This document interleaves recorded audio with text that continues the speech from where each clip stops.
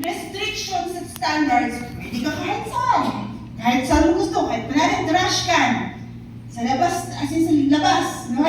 Pagdating sa langit, may ganun pala. Eh kaso, medyo labas ka. Ay, hindi ako nakapasok. Kasi, kala ko po, hindi pala lahat eh. Hindi sumunod eh.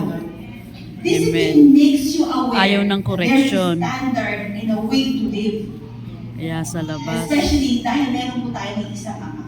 Amen. And we really need to welcome discipline first from the Father in any form po ng discipline. Kaya countercultural siya.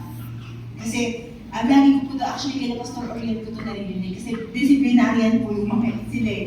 Yung standard, may standard ng Diyos. Hindi siya magbibend sa atin. Tayo ang magbabago at babaguhin niya patungo doon. Ganyan. So, kanino po ito applicable? To the young and to the old alike. Pag matanda ba tayo, okay na po tayo. Hanggat anak po tayo, madidisiplina tayo. Di ba ganun po? Hanggat anak ka, kahit ano mangyari, under ka sa poder ng tatay mo. Hanggat anak ka po ng Diyos, sino po dito anak ng Diyos?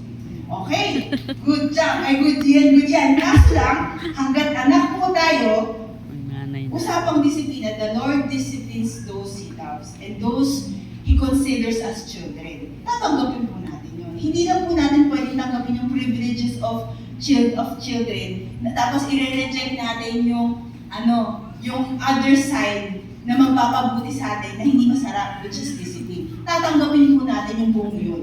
Naiintindihan po natin. So yun. So pag-usapang